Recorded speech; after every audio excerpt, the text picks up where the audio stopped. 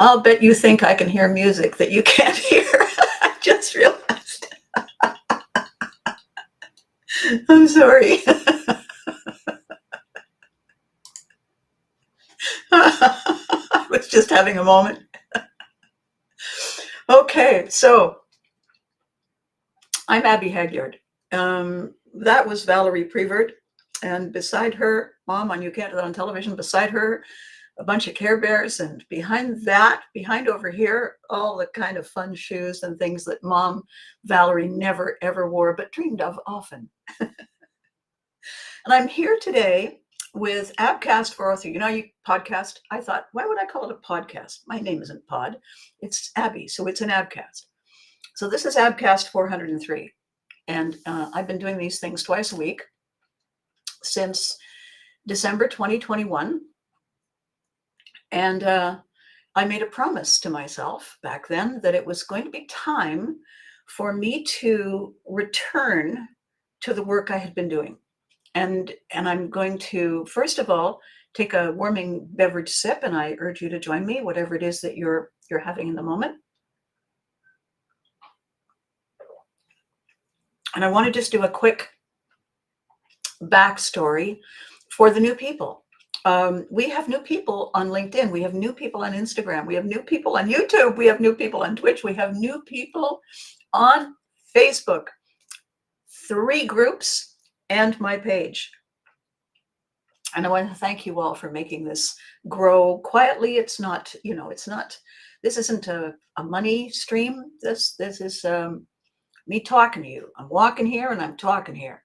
And the idea behind that is, long ago, we met through the work I was doing. And you got to know me that way. Back in the 80s and the 90s, it was a tough time for kids. It was the latchkey generation. Lots of things shifted. There were recessions and uncertainties. And what kids really needed, and we're talking basically with Teddy Ruxpin and the Care Bears, and You Can't Live on television, and for better or for worse, we're basically talking about kids and families with young ones between the ages of 4 and 14. So it was a real span because, as you well know, a 4-year-old, a 6-year-old, an 8-year-old, a 10-year-old, and a 14-year-old got nothing in common. What they did have in common was this warmth and this welcome and this slightly silly take on what can sometimes be very scary to a child, which is growing up, finding your way in a completely strange place, like being dropped from a ship and not knowing how that happened and what I'm supposed to do next. And because I became part of the fabric, thanks to distribution deals with the U.S. Armed Forces Network and whatnot, I was a face and a voice all over the world for quite a long time. Now that those shows are behind us in terms of live production, good morning, Maggie. It's good to see you. And now that the shows I was doing are nostalgia entertainment instead of tomorrow's episode, we're together in a different way. Maggie, who's just joined me this morning, is a classic example. She grew up watching some of the things I was doing.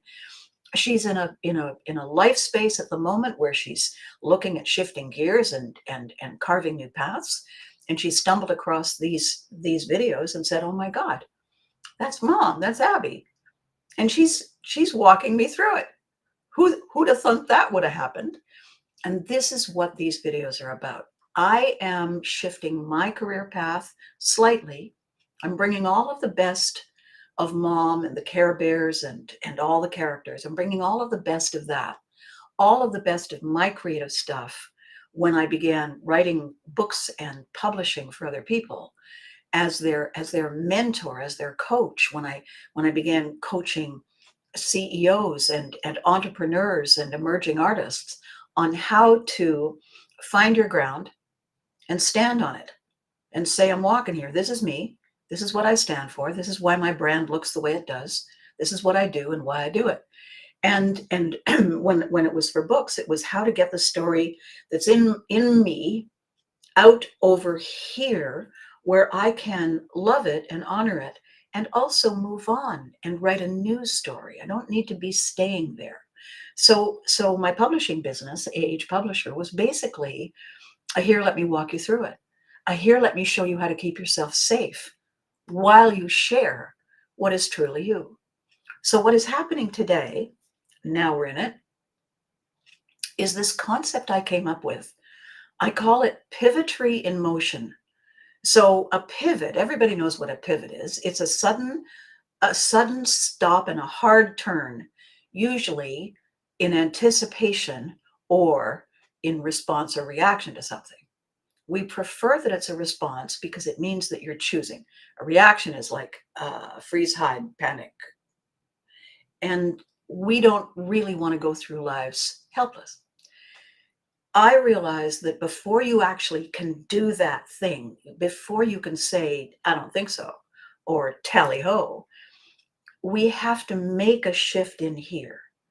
Everything we chose before, for whatever reason, whether we believed it to be true, whether we were told it was true, whether we were trained to share that it was true, doesn't make it our story.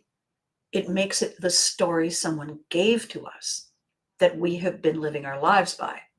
Not necessarily wrong, also not necessarily accurate, also not necessarily helpful if we are making a shift and moving that way or this way or this or that, or who knows.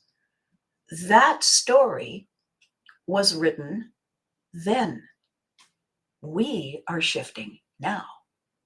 And sometimes we need an update, a new edition on the instructions, on the intentions, on the purpose.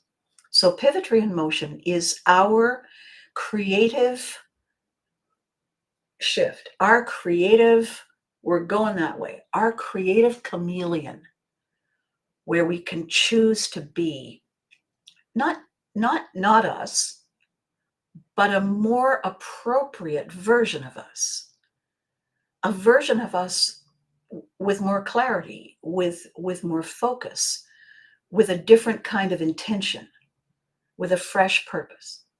If we are all those things, and by the way, we are all the time, don't ever think we're not, we deserve to have tools that suit that. We deserve to have an update on Google Maps, right? We deserve to know that our GPS isn't leading us to a place where that bridge isn't there anymore. And we've all had that happen. So Pivotry in motion highlights a couple of things for us, and I will tell you in a second.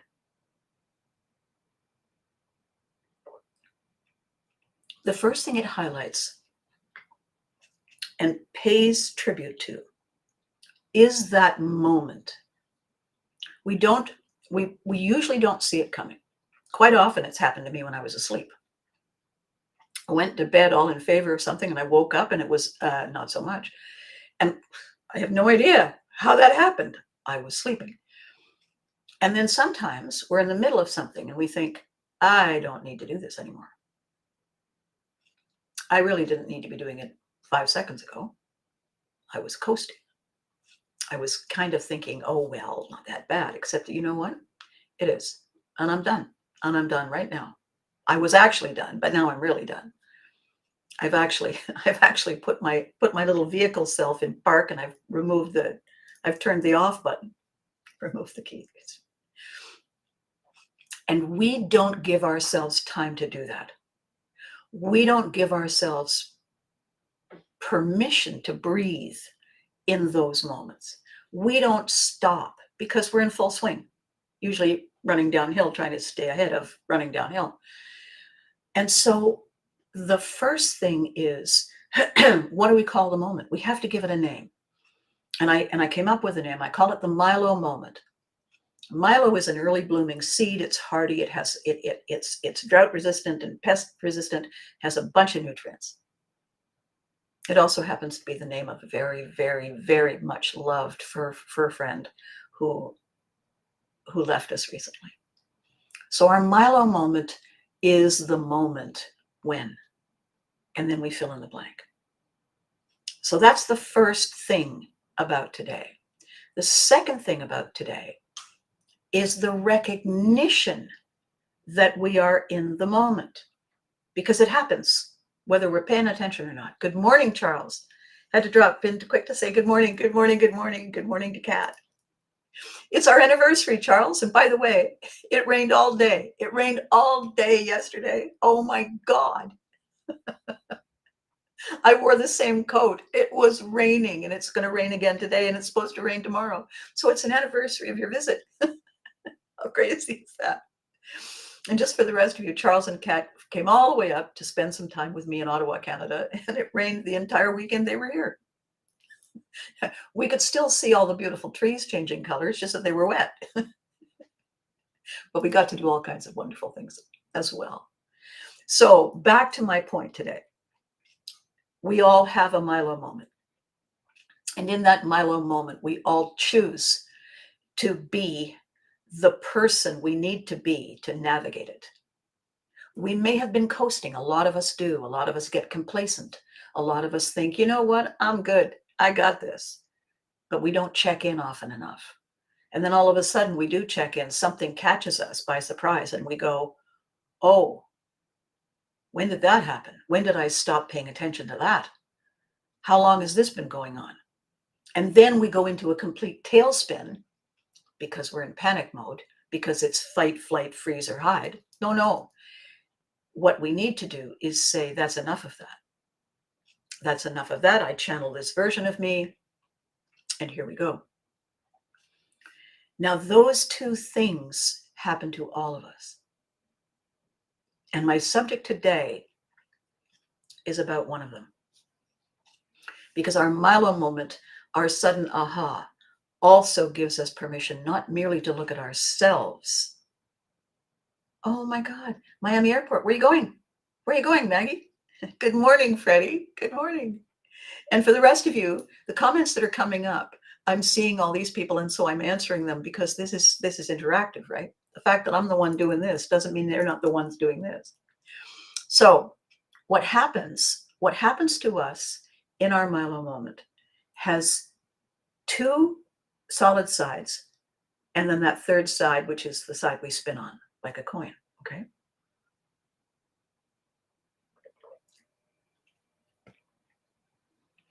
The side we're on is the one that we get comfortable with. We're just skating along, scooting along, doing our thing, drifting, slaloming. We're good. All of a sudden, boop, we get tipped on our edge by something. And it gives us pause, and it gives us an aha, and it gives us the opportunity to say, do I still feel it's good that I was coasting? Do I need to be now on the flip side? Do I need to be making sure I'm driving the bus, making sure the mirrors are adjusted, making sure my seatbelt's on and everybody's sitting down and facing forward? These are our moments, not merely to check in on us, not merely to check in on what is happening, but our opportunity to check in on the other person or people who are, good morning, Marnie, good morning, you beautiful. It is our opportunity to check in on the people who are closest to us. Because if we have not shifted, does not mean they may have shifted. They may have done something we didn't notice. The ground beneath us may not be as flat as it was before. Our Milo moment is our opportunity to not only say, wait, what? Not only to get our bearings, not only to say, check, please. It's our moment to also say, what am I missing? And what do I need in order to move forward? So this is what I'm coaching. This is what I'm teaching. This is what my team and I are speaking on. We have clients we're working with privately. We have companies that we're advising and consulting. And we're also creating these fireside chat interactive get-togethers. You know, these TED Talks, they're amazing. They're wonderful, right? But it's only TED talking. It's only that person. Everyone's sitting there has a thought, has an idea, has something to contribute, and there's no time for them, that's wrong. I don't mean that Ted is flawed. I mean that this is now time. It is time for us to channel and own Ted 2.0. TED is 15 minutes. Okay, this is 15 minutes with Abby. Sometimes it's 15 minutes with Abby Mom. And it's not 15 minutes of me talking. It's 15 minutes that combines me, you listening, and then responding and me reacting so that we are sharing our shared Milo moment. We are taking aim at our new focus, our new purpose, our new passion. We're stepping out on our new path together. And that's amazing. So today, episode 403, it's about the interview. Who dreads the interview more than me, more than we? I'll tell you, the interviewer. Hang on. And I have a feeling that when I just said that, all my LinkedIn viewers just did a spit take with their coffee. Because, oh my God, have you been there? So here's the thing. There are three people in an interview. One of them is invisible, okay? So there's us. We're in the interview. And we are there under duress. We're terrified. We're horrified. We're just lost in translation here because we're desperate. We need something. We need a chocolate ice cream. We need a new job. We are somehow in a place where and desperate times call for desperate measures. And we've spit shined everything, and we're sitting there trying to look hopeful and hope we've got all the right answers. Sitting across from us is the second person who's in the interview. And this person does not want to be there. We don't really want to be there. We want to just have the job. We want it in the night, bing, and so you shall. We are terrified that we won't make the rent, right? The person across from us had stuff to do. They were busy. They're so busy, in fact. That's why they need to interview someone and hire them, because things are either going so well or so badly. They need more hands and feet and eyes on the ground. So they have pulled themselves away from all the stuff, the huge list, not to mention the stuff at home they didn't do, to sit there and sift through all these pieces of paper called resumes, but are actually really poorly written fiction, to try and sift and winnow through the disasters as fast as possible. It's a hateful task. They're not saying, oh my gosh, I can't wait to find the prize in the box of Cracker Jacks. That's not it for them. So they don't want to be here. And I'm going to tell you the other reason why they don't want to be here. The other reason they don't want to be here is because suppose they hire us. Yay, us. Okay. Not yay, them. Yay, us means just for us. We got a job. All right, we're showing up Monday. They have to pay us. They don't get the value for the money they pay us until we've learned something. So not only are they opening a window and flinging money out and closing the window, they now have to either use up more of their already too busy day, time, week, month, forever, to train us or instruct somebody else how to train us. And if somebody else trains us, the person interviewing us, has to keep checking in to see if everybody's getting it right. And it's going to take the first probationary period for we to get up to speed. So it means it's still inefficient. The company is still overwhelmed. The clients and the colleagues and the customers are still complaining. All of our partners are still tapping their feet and checking their watches. We still have ulcers and we go home and we have to deal with all that at home. Nothing's changed except more money going out the window. And that's what they're sitting there thinking about while they're looking at the piece of paper that has our fiction written on it. And they so don't want to be there. So that's toxic. That's toxic. This is toxic. This fear and this dread, toxic. The third person is a collective person. The third person is either the boss, well, it is the boss, and the shareholders, and the colleagues and the clients who are going to be asking this poor benighted interviewer, what the hell were you thinking? And even if it turns out well, they're going to be saying, what took you so long? You got to be doing better. Nobody is in a good mood. On a scale of 1 to what on earth is wrong with you, do you think there's going to be an easy, simple, fluid, flawless, positive outcome? Good morning, wise one. Marty. Flatterer. So how do we fix it?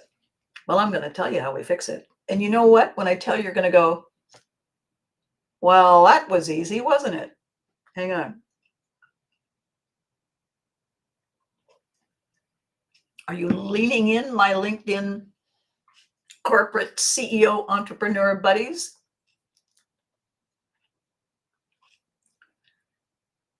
It's the same thing that I tell first-time authors. When we want to write a book, we have a story that we want to get out of our body and have it over there on the page.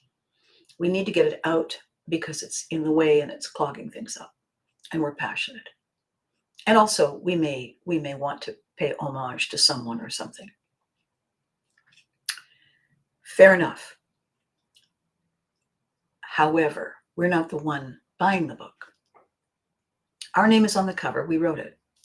But the person who puts their hard-earned money down to buy the book is the end game, the owner, the recipient of the information, the insights, the talent, the wonders.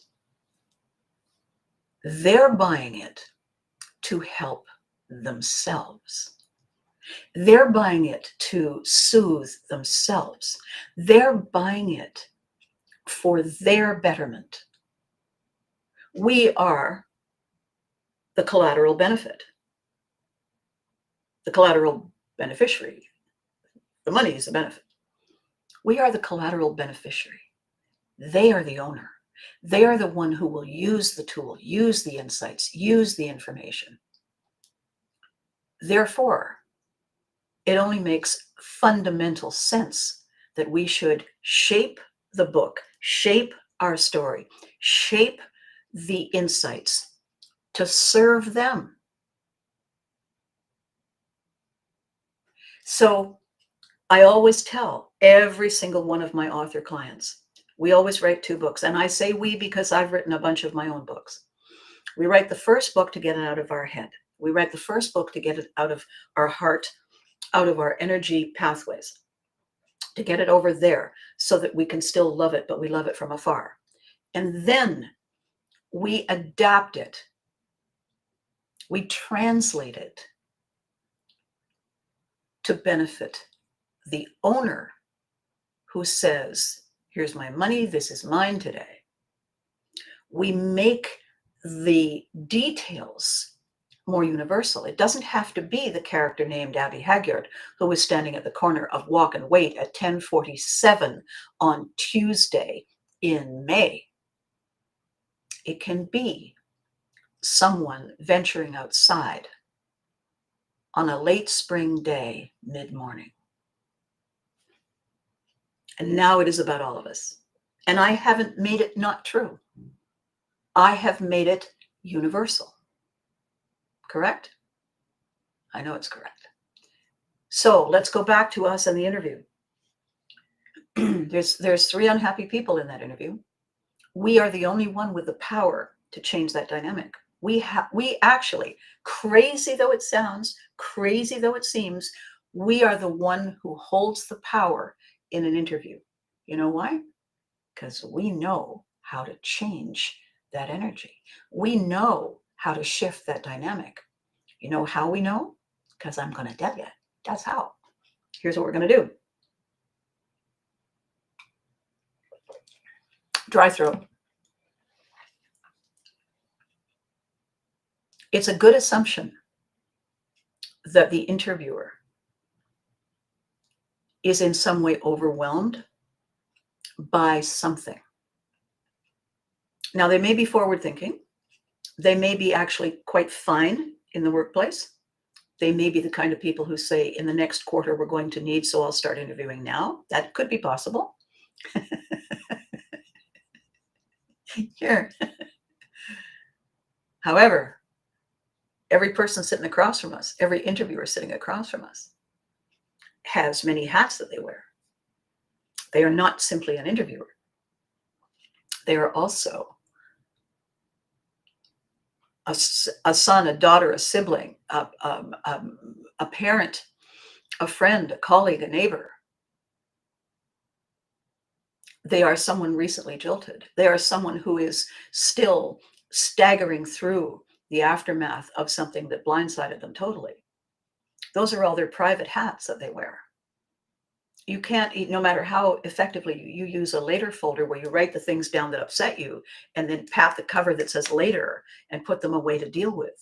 Even if you're a master at it, these things can sneak up on you. So how can we help them see they are not alone? We can say, thank you so much for seeing me. This must be a very stressful time for you, and I hope I can help in some way. That person will say, well, thanks very much, because they're not listening. They've got a loop tape going on in their head. They've got a loop tape going on in their head. They're looking at the piece of paper, but inside their head is saying, that 7-day diet didn't work. My pants are still too tight. My shoes hurt. I never liked that fool that my daughter's dating, and now she's going to marry him because she's pregnant. That's what they're saying in their head. They didn't hear you. So they're looking at the piece of paper. Say nothing after you said that. Say nothing. Silence. They suddenly hear the silence and they look up. And you smile brightly.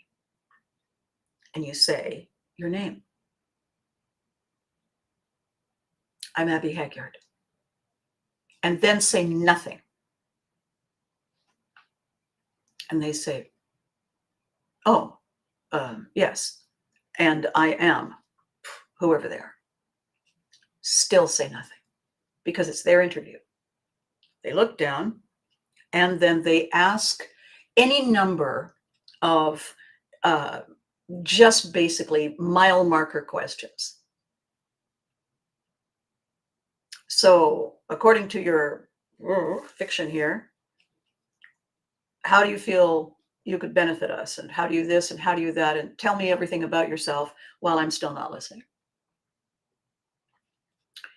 And you have the opportunity, we have the opportunity now because they've asked a question and now they're going to look up, hopefully, and try to decipher your answer. Put the paper down, they'll look at you.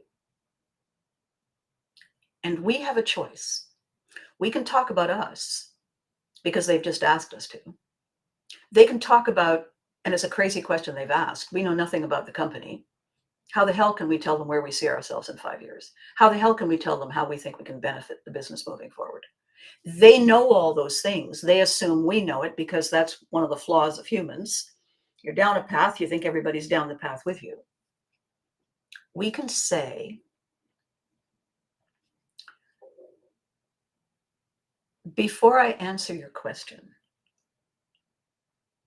I would like to take a moment to tell you why this is such an important day, generally, not just me. And the person says, all right. And we get to say, this is the first time you and I are seated face to face talking.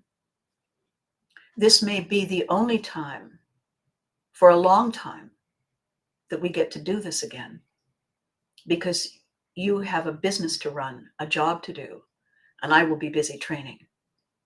And I just want to tell you how grateful I am for this moment, that we can both focus just on each other so that hopefully we make the right decisions. Do you see what I did? Do you see what I did there? I am cherishing and telling that person that I am aware that this moment here for the two of us is not only a first, it could very well be a once in a lifetime. And I don't want to ignore it. I don't want it to pass without recognition. What that tells the interviewer is that I am fully present. It doesn't give the interviewer the opportunity to listen to me say, I always strive to be fully present, because I've just proved it. And it triggers, because like triggers like, it triggers their shift, their Milo moment into full presence. Now the two of us really are in the same room at the same time, staring at the same challenge. And that challenge is figuring out if there is a fit somewhere here. Governments, countries, nations struggle with that conversation. Is there a fit somewhere here? I am the only one talking to him in this moment, but he's going to be seeing, and probably has seen, many others. I can guarantee you this is the first time he's heard somebody say that, to be grateful for however long this moment lasts. Because now we have cleared away every other bit and piece of random excess stuff. Now it really is just thee and me sitting at this interview table. Now the dread is lifted. Because now, well, sure, he has a title, she has a title, they have a title, we have a title. And the title is Human, focusing on a solution. Now it's not judgment. Now it's not assessment. Now it is collaboration. Now it is connection. Now it is communication. Now it is engagement. Now it is transformation.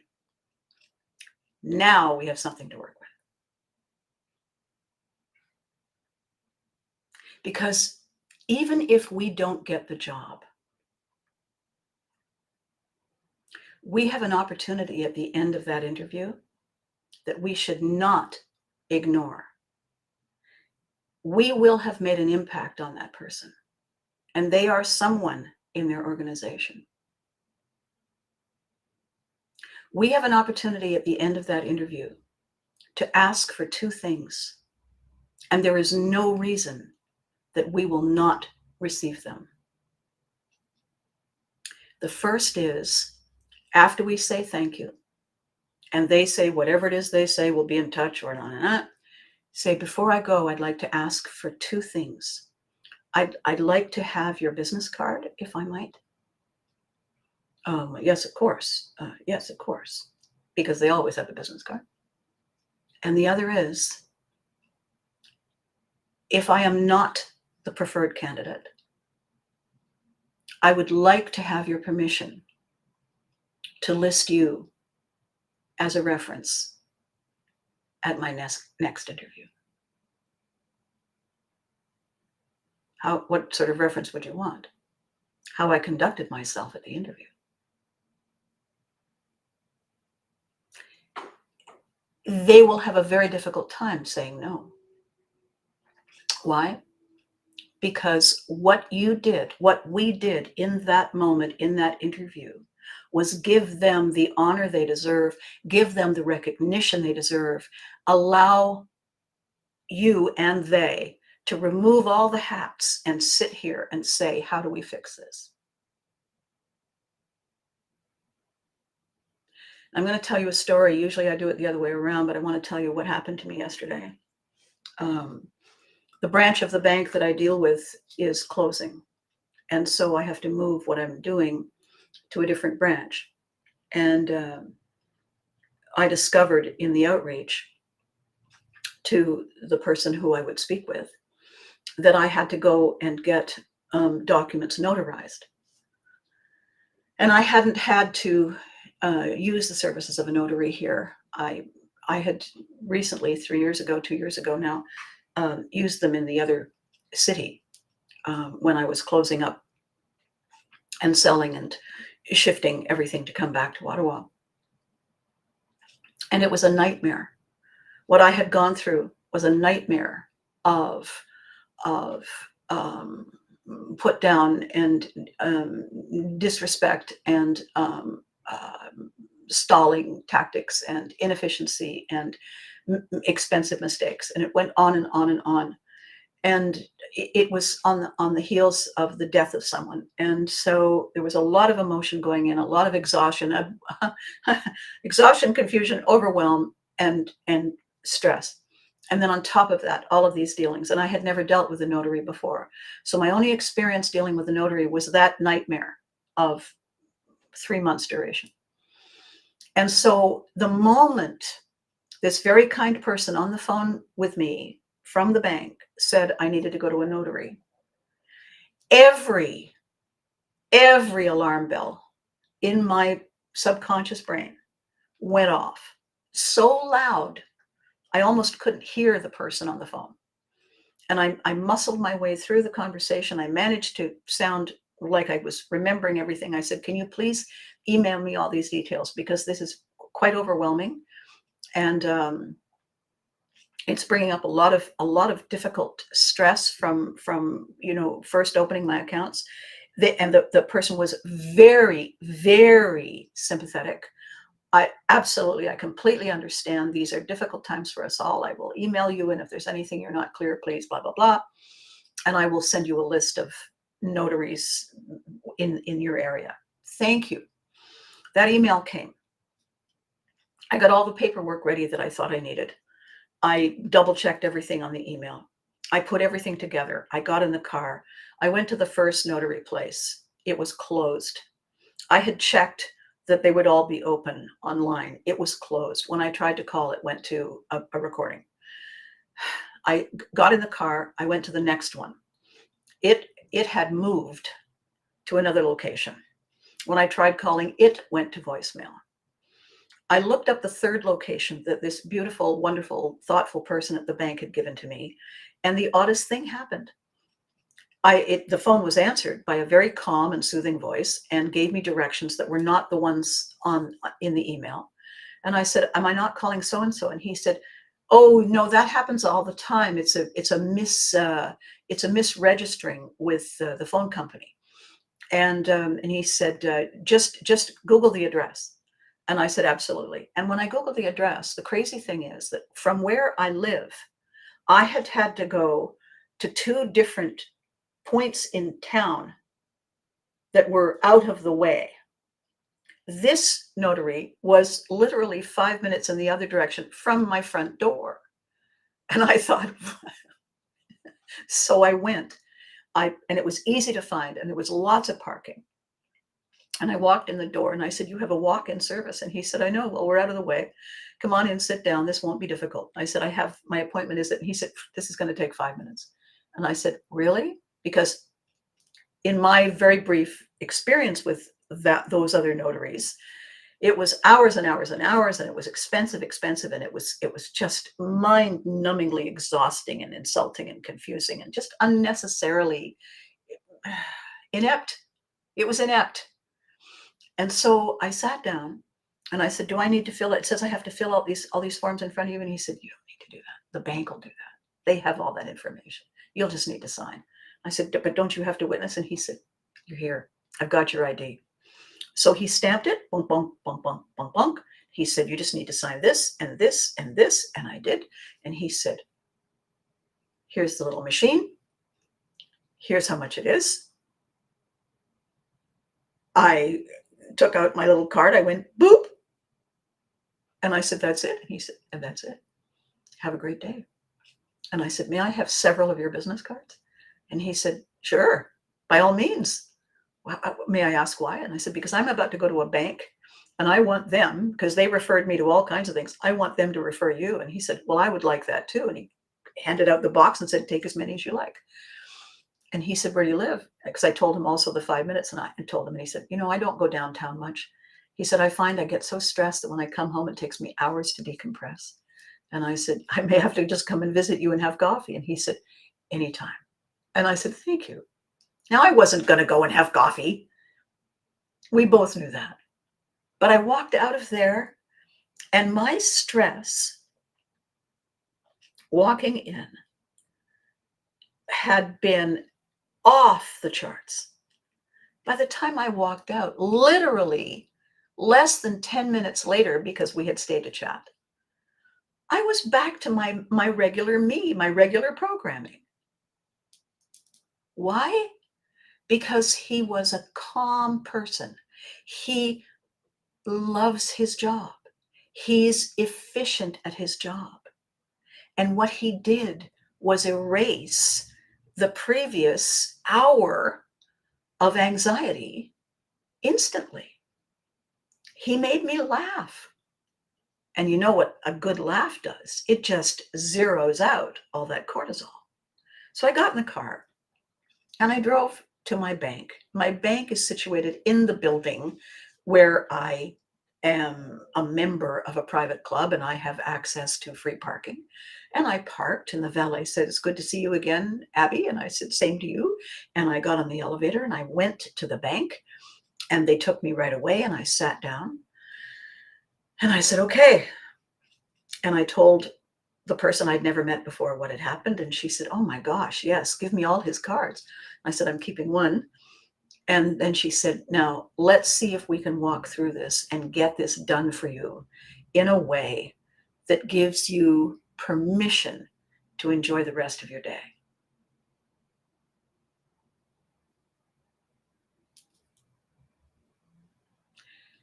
That bank representative did for me, for us, for them, exactly what I just talked to you about.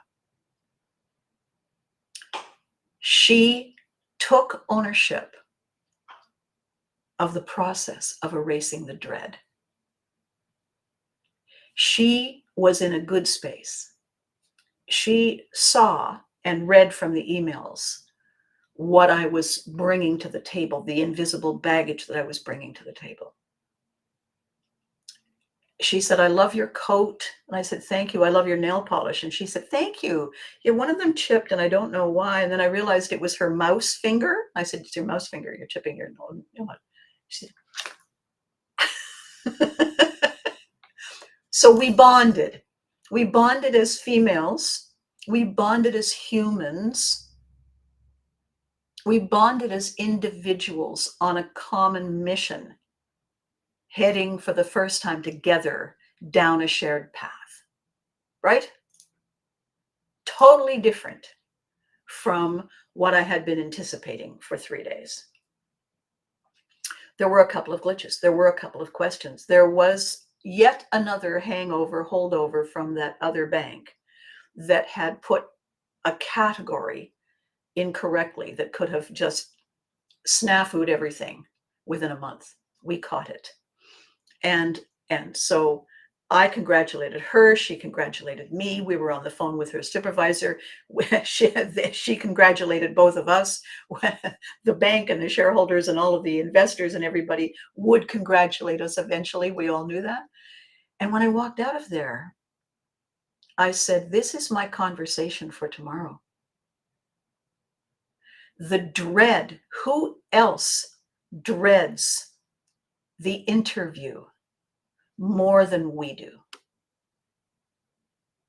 And it is bigger than them. It is bigger than them. It is our inner person. It is our subconscious doing its best to keep us in survival mode. It is the trauma that we have experienced that we may or may not be aware of. It is such a similar sound and feeling and sight and smell and texture to something else completely unrelated that our subconscious has said, there it is again, only it's dressed differently. And we would not know. We would not know unless we had someone like me revealing it. And I want to tell you that after my lovely chat with you last Thursday,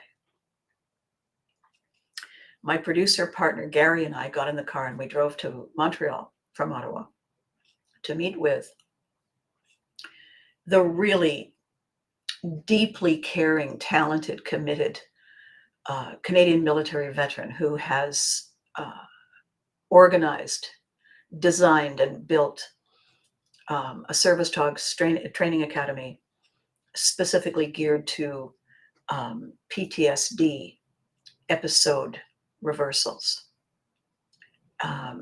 He and I met 6 years ago now, and we talked about me getting involved with their organization and the larger umbrella organization because I'm a public figure and because I carry with me some of those scars, some of that trauma, some of that baggage. And they felt, as a military brat, which is the child looking at the situation, as opposed to the sufferer or the spouse, I look at it from a totally different perspective and I live a totally different fallout of it.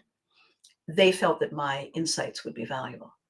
So Gary and I went to see these people, to see his new venue, to try to understand how we now, as we are coming close to the launch of Pivotry in Motion and the Lion Effect, which is our speaker agency, and the coaching and the speaking and the interaction things that we're going to be doing, we are involving Gaetan and his people. We are involving his breeders and his collaborators and his corporate sponsors in what we're doing, because this is a global issue and we are starting it here.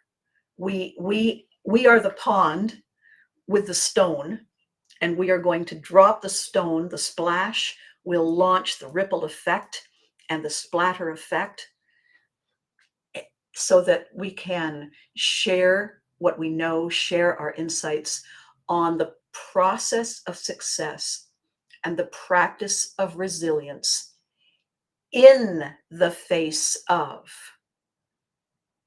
trauma, in the face of reversal, in the face of now what? Because anyone can succeed if there are no impediments. What we are talking about is how we rise and how we play through. And our speakers are people who have been there, done it, invented the t-shirts. So now I've been talking and I haven't looked. So I sit and so the daily grind. Well, yes, Freddie. Frank Logan, good morning. I hope and pray for the best for you. Thank you. I will have an exceptional day, Frank. Same to you. When I have been asked the 5-year question, I always say, hopefully I'm still above ground.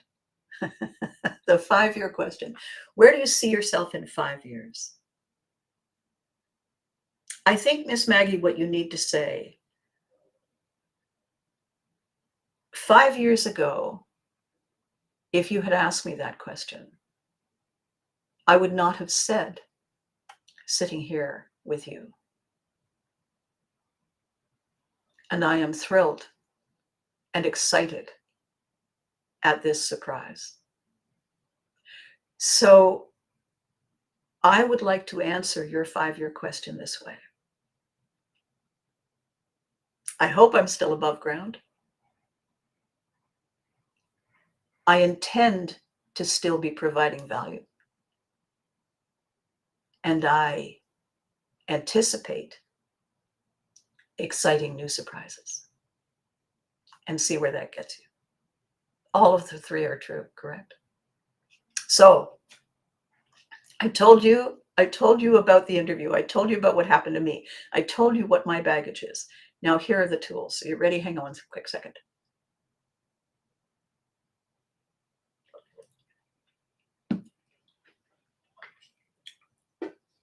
It's a combination of two workouts I have given you before, okay?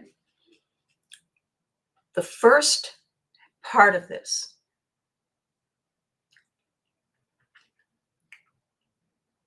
what was the plan? So you need a weapon of mass construction, a piece of paper or whatever. 3 questions. What was the plan? What happened? Now what? Going into the interview, what was the plan? What happened? Now what? The plan that I'm referring to is until I found myself applying for jobs, what was the plan? What happened that I am now applying for jobs? Now what? What do I do here? What do I do in the interview? What was the plan? What happened? Now what? That's the first half. That's your backstory. That gives you the context that allows you to breathe. Okay. In my case with the notary, in my case with the bank branch closing, what was the plan? The plan was to choose a bank in close proximity to where I live. What happened? The branch is closing. Now what? Now I start back at zero with no assumptions. This is the important part. We cannot blame the new branch for the old branch's scenario. We cannot blame the new person in our lives for the previous person's behavior. The new person is not responsible for our current outcome. However, and the other side of the page, what was the plan? What happened? Now what? On this side,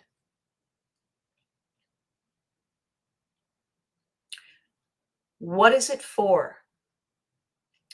Who does it serve? Why do they care?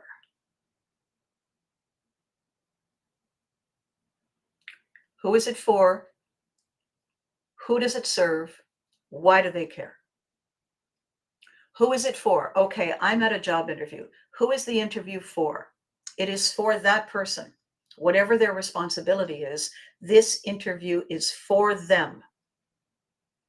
Who does it serve? It doesn't necessarily serve them. It serves something. It serves to replace something or to improve something or to shift something. Why do they care? What's in it for them? To be sitting there, using up a valuable day. And this third question is really important because this is not about you. And when you say, if they say, where do you see yourself in 5 years? I would be saying this. Before I answer, where do I see myself? I would like to pose a question and answer it that is more about you, about your company.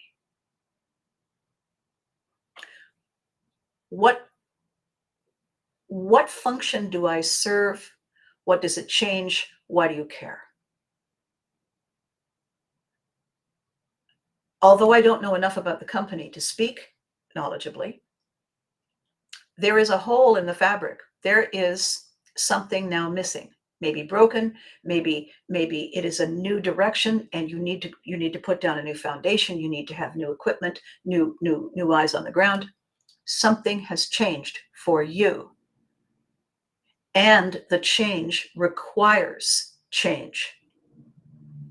I represent that change.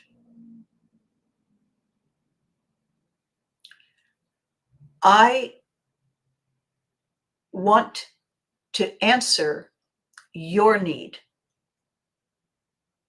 If you would tell me what your key priority is, then I will do my best to tell you how I can help you achieve it. I need to know more to give you a serious and intelligent answer. And once I answer that, I can then project where I see myself in 5 years. You see what happens with those tools. The first is, how did I get here? What was the plan? What happened? Now what? How did I get here? Clear that up in your mind so that you put it away. Do you have a trauma? Is it a scar? Okay, leave it in the car. Use your later folder. In my later folder, I wrote notary, 3 exclamation marks. Put it in the car.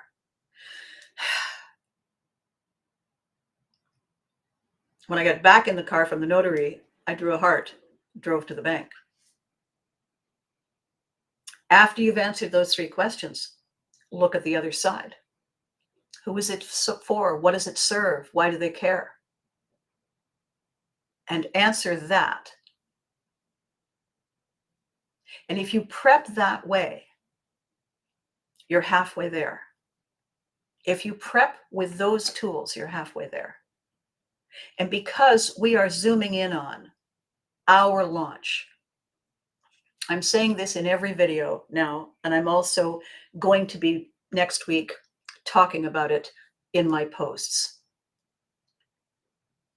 My goal, my intention, my purpose, my path has always been to give my audience, to give my clients, my colleagues, my collaborators a reason to feel glad they came.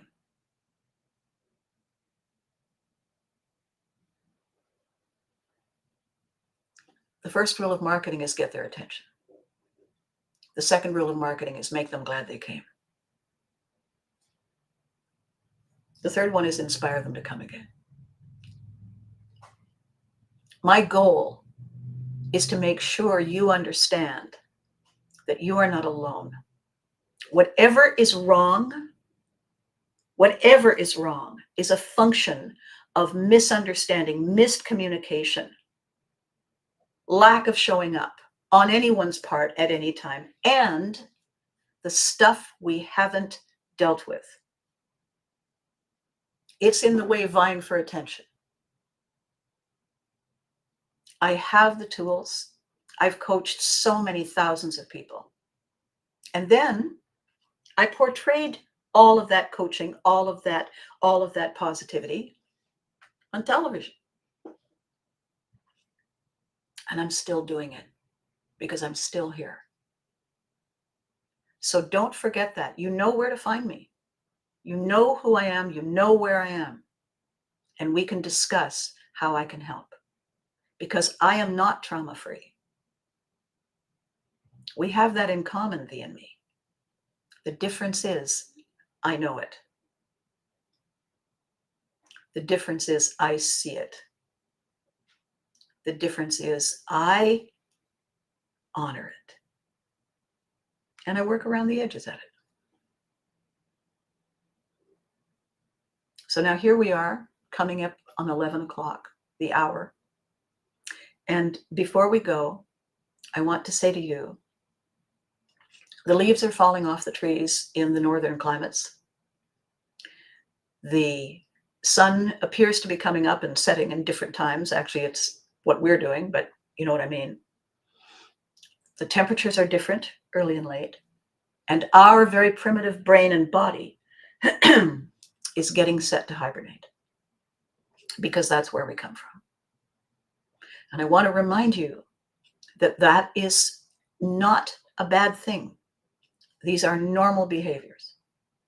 So in this transitionary time, there's a different reason to be good for you and good to you and good with you. and that is to calm your inner child. These are our normal days. You are amazing. You deserve to have hugs and be recognized and told, well done, let's do it again. And remember to hug your loved ones for the same reasons, because they are just like thee and me, aren't they? These videos would not be possible without you. I'm on one side, you're on the other. Together, we are the video. Please never forget that. Please never forget that without you, it's a rehearsal. So today is Tuesday. I have a couple of very exciting meetings this afternoon, and I will be back here on Thursday with more things to share. So in the meantime,